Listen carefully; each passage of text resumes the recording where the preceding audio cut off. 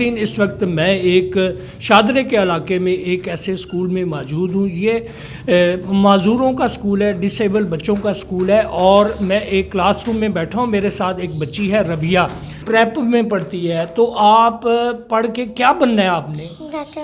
Doctor बनना है। तो ये डॉक्टर बनने के लिए कितना पढ़ना पड़ता है आपको पता है? ज़्यादा। आप ज़्यादा पढ़ती हैं? आते हैं, लेकिन ये है कि हमने इनको बेहतर तरीके से करना होता है कि बच्चों को बेहतर तरीके से कर सके, संभाल सके। और कुछ बच्चे डिफरेंट्स भी होते हैं, हाइपर भी होते हैं और डिफरेंट इनकी एक्टिविटीज़ होती हैं। मसाइल ये होते हैं कि जो जूनियर ग्रुप के बच्चे हैं उनको हमें हर लिहाज से ट्रेन करना पड़ता है। हर लिहाज से ट्रेन के पहले बच्चे आते हैं, उनकी सिटिंग है, उनकी कंसंट्रेशन है, क्योंकि वो डिफरेंट काइंड ऑफ डिसेबिलिटीज़ या डिस्टर्बेंस जो है वो उनके साथ होती है। और जो सीनियर ग्रुप के बच्चे होते हैं वो इन सारे सर्कमस्टांसिस से गुजर के ट्रेंड हो चुके होते हैं। तो फिर हम उनका सिलेबस भी थोड़ा लेंथी कर देते हैं उनकी एज के हिसाब से, उनके माइंड कैपेसिटी के हिसाब से। और जूनियर ग्रुप में बेसिक्स चीज़ें होती हैं ज़्यादा। ये दुकान के किस वक्त स्कूल जाते हैं, किस वक्त दुकान पे आते हैं आप? जब टाइम लगता है नमाज भी पापा पढ़ानी होती है, काम भी सारे करने होते हैं। जब भी टाइम होता है हम दुकान पर आ जाते हैं, सुबह पापा आवाज़ में आते हैं, दुकान पर आ जाते। नहीं, अभी थोड़ा देर ही हो गया इसको बैठते थे, 1 साल हो गया। कोरोना के दौरान यहाँ स्कूल से छुट्टियाँ थी, उस वजह से ना यहाँ बैठने लगा। और उसके बाद ना अल्लाह का शुक्र है कि काफ़ी ये जेन रखता है। हम बच्चों की कोशिश तो होती है, दिल की ख्वाहिश तो है कि मेरा बेटा भी ऐसा होता। आज वो इसका एक भाई 11वीं में पढ़ रहा है, ये भी होता तो वो ये तो MA में पढ़ता होता। लेकिन जो रब को मंजूर है वो ही होता है। जी, मेरा नाम लुबना खालिद है और मैं 1990 में मैंने ये काम स्टार्ट किया था और अभी तक मुसलसल काम जारी है मेरा। मैं लाहौर में दारुल मुसरत में काम करती रही हूँ। वहाँ बच्चों के साथ मैंने मुख्तलिफ जो कैटेगरी के बच्चे हैं उनमें काम किया, जैसे डाउन सिंड्रोम है, ऑटिस्टिक हैं, माइल्ड स्टोन बच्चे हैं, इस टाइप के बच्चों के साथ मैंने काम किया है।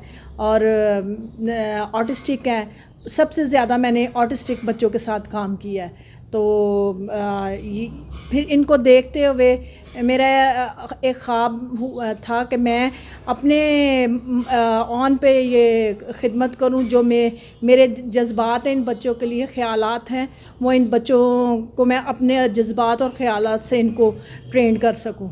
ये खालिद साहब जो खुद ही जी चेयरमैन है, ये इनकी मदद से ही ये अदारा चल रहा है। और जो आप कह रहे हैं मुखैर हजरात हैं, वो सिर्फ दलासे दे के ही चले जाते हैं, इससे ज़्यादा कुछ नहीं होता।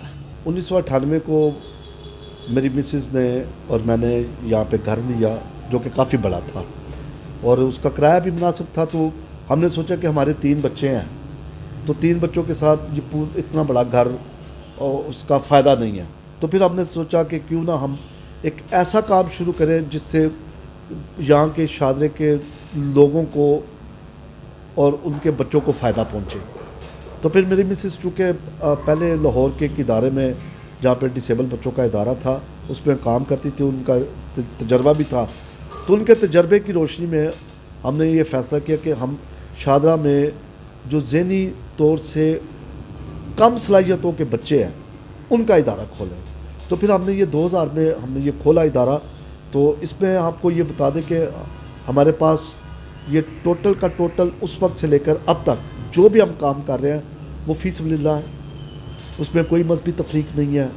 और बच्चों को दोपहर का खाना फ्री मिलता है, बच्चों का पिक एंड ड्रॉप फ्री है, बच्चों की जितनी भी थेरेपीज़ हैं, दांत साफ़ करना, उनका वॉशरूम की ट्रेनिंग, उनकी सफाई सुथराई, कपड़े चेंज करना उनकी। देखिए, शुरू में तो मेरी वालदा थी डोरथिया जो स्विट्ज़रलैंड में थी, अब वो फ़ौत हो गई हैं 2010 में। उनके बाद हमें काफ़ी मसाइल का सामना है। तो उसके बावजूद जब आपकी नीयत साफ़ होती है तो कोई ना कोई दोस्त लोकली आपका हाथ पकड़ लेते हैं। तो देखिए, चंद लोग जो हैं वो एक इदारे को नहीं चला सकते, बाज़ दफ़ा लोग तंग पड़ जाते हैं पैसे दे दे के।